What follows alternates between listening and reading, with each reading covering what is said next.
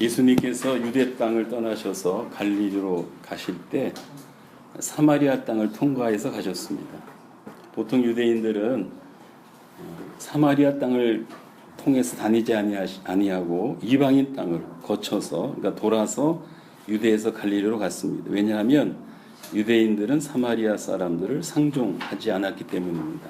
근데 예수님께서 사마리아 땅을 통과해서 가셨습니다. 그리고 사마리아 땅에 들어가셔서 수가라는 동네에 들어가셔서 야곱의 우물가에 계셨습니다. 오늘 말씀은 예수님께서 수가성에 있는 사마리아 여인을 전도하시는 이야기입니다. 개인 전도의 모범적인 모습이라고 말할 수 있습니다.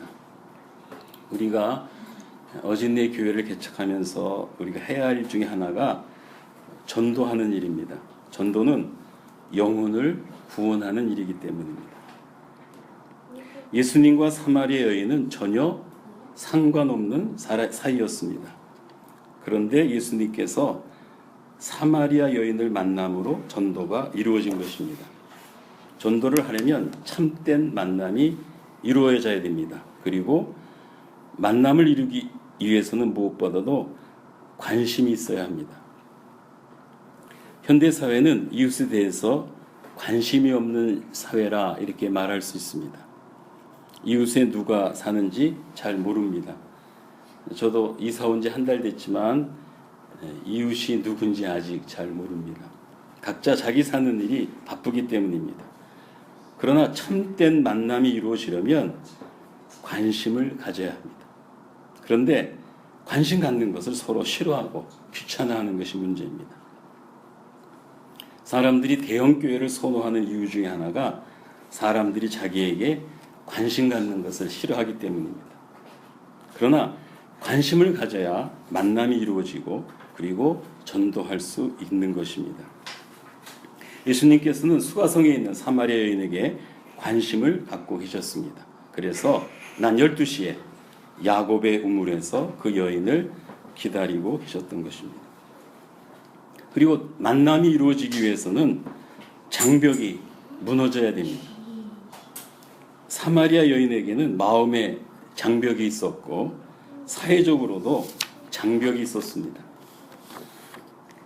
사마리아 여인은 마음의 장벽이 있었기 때문에 사람들이 다니지 않는 낮 12시에 물을 길러 우물에 갔던 것입니다. 사람 만나는 것을 꺼려했기 때문입니다.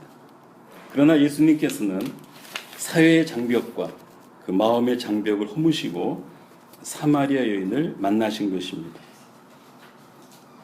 그런데 마음의 장벽을 허물기도 힘들고 사회의 장벽도 허물기가 힘든 것이 사람들과의 관계입니다. 그런데 예수님께서는 이런 모든 장벽을 허무신 분이십니다. 우리는 모든 장벽을 허물기 위해서는 먼저 기도해야 합니다. 왜냐하면 하나님의 능력이 아니면 장벽을 허물 수 없기 때문입니다. 오늘 말씀을 보면 예수님께서 여인에게 물을 좀 달라는 말로 시작을 합니다. 여인은 너무나 놀랐습니다. 왜냐하면 유대인이 사마리아 사람에게 말을 거는 경우가 없었기 때문입니다. 그래서 이렇게 물었습니다. 당신은 유대인으로서 어찌하여 사마리아 여자인 나에게 물을 달라 하나이까? 라고 물었던 것입니다. 말을 걸기는커녕 유대인이 사마리아인하고는 상종도 하지 않았기 때문이었습니다. 그러자 예수님께서 생각지도 못한 말씀을 하십니다. 내가 만일 하나님의 선물과 또 내게 물 좀 달라 하는 이가 누구인 줄 알았더라면 내가 그에게 구하였을 것이요 그가 생수를 내게 주었으리라고 대답을 하십니다. 예수님의 말씀의 뜻을 이해하지 못한 사마리아 여인이 다시 반문을 합니다. 주여, 물 기를 그릇도 없고 이 우물은 깊은데 어디서 당신이 생수를 얻을 수 있겠나이까? 우리 조상 야곱이 이 우물을 우리에게 주셨고 또 여기서 자기와 자기 아들들과 짐승이 다 마셨는데 당신이 야곱보다 더 크신 분입니까? 라고 다시 반문을 합니다. 그러자 예수님께서 사마리아 여인이 생각하지도 못했던 말씀을 하십니다. 이 물을 마시는 자마다 다시 목마르려니와 내가 주는 물을 마시는 자는 영원히 목마르지 아니하리니 내가 주는 물은 그 속에서 영생하도록 솟아나는 샘물이 되리라고 말씀하십니다. 그러자 여전히 예수님의 말씀의 뜻을 이해하지 못한 사마리아 여인이 주여 그런 물을 내게 주사 목마르지도 않고 또 여기 물길로 오지도 않게 하옵소서라고 대답합니다. 그러자 예수님께서 여인에게 대화의 전환을 합니다. 가서 내 남편을 불러오라고 말씀하신 것입니다. 예수님께서 그 여인의 마음을 꿰뚫어 보고 계셨던 것입니다. 그러자 여인이 남편이 없다고 대답합니다. 예수님께서 남편이 없다는 말이 옳다. 너에게 남편 5이 있었고 지금 있는 자도 내 남편이 아니니 내 말이 참되도다 라고 말씀하십니다. 사마리아 여인이 너무나 놀랐습니다. 처음 만난 예수님께서 자신이 살아온 인생을 다 알고 계셨기 때문입니다. 그리고 왜 영혼이 목마르지 않는 생수를 주리라고 하셨는지 예수님이 하신 말씀을 조금씩 이해하고 있었기 때문입니다.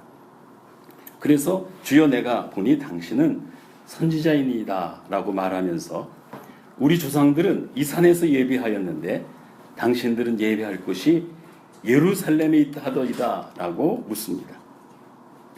그러자 예수님께서 내 말을 믿으라. 이 산에서도 말고 예루살렘에서도 말고 너희가 아버지께 예배할 때가 이르리라. 너희는 알지 못하는 것을 예배하고 우리는 아는 것을 예배하니 아버지께서 예배하는 자들은 영과 진리로 예배할 때가 오나니 곧 이때라. 아버지께서는 자기에게 이렇게 예배하는 자를 찾으시느니라. 하나님은 영이시니 예배하는 자가 영과 진리로 예배할지니라고 하십니다. 그러자 이 사마리아 여인이 메시아 곧 그리스도라 하는 이가 오실 줄을 내가 아오니 그가 오시면 모든 것을 우리에게 알려주시겠습니다 라고 말하자 예수님께서 그 여인에게 전도를 하신 것입니다. 내가 말하는 내가 그라.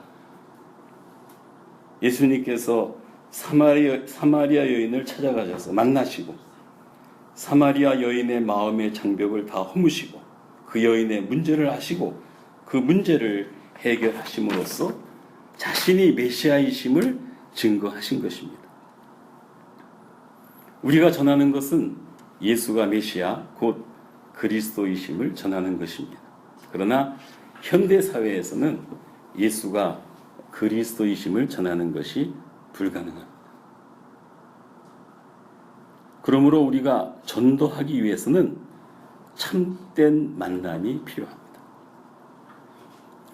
예수님께서 사마리아 여인에게 관심을 갖고 전도하신 것처럼 그리고 마음의 장벽을 허물고 상대방의 문제가 무엇인지를 알았던 것처럼 우리도 관심을 갖고 장벽을 허물고 그리고 상대방의 문제가 무엇인지를 알아야만이 전도할 수 있는 것입니다.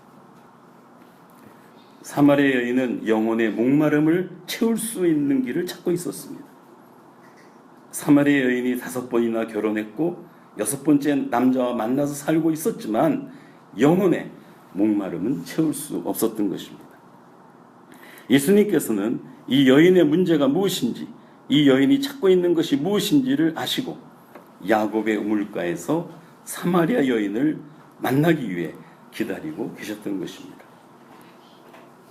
영혼이 목마르지 않는 생수를 주리라 하신 말씀과 하나님은 영이시니 예배하는 자는 영과 진리로 예배할지니라고 하시는 말씀을 통해서 사마리아 여인을 깨우쳐 주신 것입니다.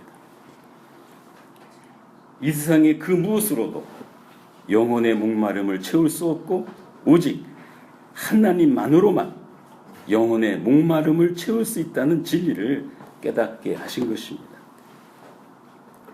지난 5년 동안 감리교 인수가 20만 명이 줄었다고 합니다. 157만이었는데 이제 137만으로 줄었다고 하는 것입니다. 근데 기형상으로 교인 수는 줄었는데 목회자 수는 더 늘었다는 거예요. 신학교를 졸업해도 목회할 교회가 없어서 교회를 개척하고 목사 안수를 받으면 교회를 폐쇄해 버리는 일들이 빈번하게 일어나고 있습니다. 사람들은 한국교회에 위기가 왔다고 말합니다. 2020년이면 교인 수가 절반으로 줄어들고 2050년에는 교회가 없어질 것이라는 경고를 미래학자들이 하고 있습니다. 우리가 적은 인원이 모여서 어진내 교회를 개척하려는 이유는 교회를 개혁하기 위한 것입니다. 저는 우리 교회를 통해서 하나님과의 만남, 이웃과의 만남이 이루어지는 교회가 되어야 된다고 생각합니다. 서로에게 관심을 갖고 마음의 장벽이 허물어지고 사회의 장벽, 지역 간, 세대 간, 계층 간의 모든 사회적 장벽이 허물어지는 이런 교회가 되어야 할 것입니다. 그리고 영과 진리로 예배하는 교회, 그래서 영혼이 목마르지 않는 교회가 되어야 할 것입니다. 신앙생활을 잘못하면 일 중독이나 알코올 중독, 마약 중독, 도박 중독과 같은 중독에 빠지는 경우들이 있습니다. 기도 중독이라든가 찬양 중독이라든가 예배 중독에 빠질 수 있습니다. 가끔 집사람이 저한테 당신 기도 중독에 빠진 것 같아 그런 얘기를 할 때가 있습니다. 이제 중독이라고 하는 것은 정상적인 생활을 하지 못하도록 만드는 거죠. 기도의 중독에 빠져서 정상적인 생활을 못한다거나 예배의 중독에 빠져서 정상적인 생활을 못할 때 그런 위험성이 있는 것이죠. 현대사회는 중독자가 굉장히 많습니다. 일 중독에 빠진 사람, 또 알코올 중독에 빠진 사람, 도박 중독에 빠진 사람, 이 중독에 빠진 사람이 굉장히 많이 있습니다. 우리는 기도와 찬양과 예배를 통해서 영혼이 목마르지 않는 생수를 마시는, 그리고 영혼이 목마르지 않는 생수가 넘치는 이런 신앙생활을 해야 합니다. 저는 이런 기대 속에서 모임을 시작하고 있는 것입니다. 우리 어진내 교회를 통해서 교회를 살리는 이런 놀라운 역사가 일어나기를 주님의 이름으로 부탁을 드립니다. 이런 우리의 만남은 비록 아주 시작은 미약하지만 이런 미약한 일을 통해서 지금 여기에 하나님의 살아계심을 경험하는 그런 은총의 시간들이 되시기를 주님의 이름으로 축원합니다. 기도하시겠습니다. 아버지 하나님, 저희들에게 믿음을 주셔서 거룩한 주의 날을 기억하게 하시고 이처럼 주의 이름으로 모여 주님께 예배 드리게 하시니 감사드립니다. 주 예배를 통해서 하나님 만나게 하시고 영혼이 목마르지 않는 생수를 마시는 은총의 시간이 되게 하여 주시옵소서. 그러므로 이 나그네 인생을 사는 동안 헛되고 헛된 삶을 살지 말게 하시고 영혼이 생수가 넘치는 삶을 살아가는 저희들 되게 하여 주시옵소서. 예수님의 이름으로 기도드렸습니다. 아멘. 찬송가 505장을